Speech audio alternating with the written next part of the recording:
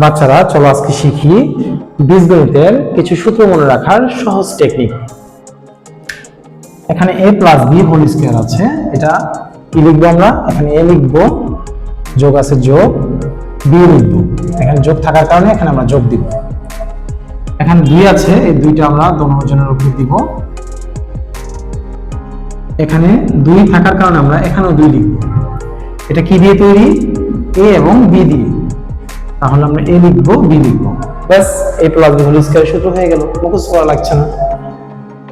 a plus b whole square সূত্র যদি তুমি শিখো, এটার মুখস্থ করা লাগবে না, হুবহু যা আছে তাই লিখবা, প্লাসের জায়গায় জাস্ট মাইনাস দিবা, যেহেতু এখানে মাইনাস আছে। b স্কয়ার b স্কয়ার, এই সূত্রটা পরীক্ষায় আসবে, এটা তোমার লাগবে, এটা মনোযোগ দিয়ে শিখো। এখানে a প্লাস b আছে, তুমি লেখো a প্লাস b, এখানে যোগ আছে, তুমি এখানে বিয়োগ দাও, 2 এখানে 2 বার আছে, এখানে একবার লিখো, এখানে একবার লিখো। এটা a এবং b দিয়ে তৈরি, এজন্য a লিখবা, b লিখবা, শেষ। এটা আর 2টা সূত্র তুমি প্লাস দিয়ে শিখে ফেলেছো, এখন এটা মাইনাস করো। কিভাবে? যা আছে তাই লিখবা, জাস্ট প্লাসের জায়গায় মাইনাস, 2 এর 2, এখানে মাইনাস ছিল, তুমি প্লাস দাও, যা আছে তাই। মানে যদি প্লাস থাকে তাহলে এই সূত্র ইউজ করব, মানে যদি মাইনাস থাকে তখন আমরা এই সূত্র ইউজ করব। এটা আমার সবচেয়ে ফেভারিট সূত্র, এটা সবচেয়ে সহজ।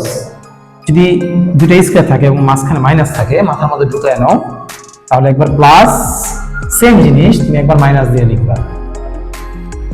এখন আমরা কিউবের সূত্র শিখি। এখানে a প্লাস b আছে, আমরা কিউবের সময় 2 বার লিখব, a plus b, a plus b। এখানে যোগ আছে, তুমি এখানে বিয়োগ দাও, 3 2টা আছে, একটা এখানে লিখো, একটা এখানে লিখো। এটা কি দিয়ে তুমি বাচ্চারা? a এবং b দিয়ে, তাহলে a লিখো, b লিখো, বাস। এটা যদি মুখস্থ করতে পারো বা বুঝতে পারো তাহলে কিন্তু এটা তোমার লাগছে না, হুবহু এটাই লিখবা, জাস্ট প্লাসের জায়গায় মাইনাস, যা আছে তা। এখানে মাইনাস দেওয়ার কারণে এখানে প্লাস দিবা, এখানে প্লাস ছিল, মাইনাস, এখানে যা আছে তাই লিখবো, জাস্ট চিহ্নগুলো আমরা চেঞ্জ করে দিব। আশা করি বাচ্চারা বুঝেছো। সবাই ভালো থাকবা, সুস্থ থাকবা, আসসালামু আলাইকুম।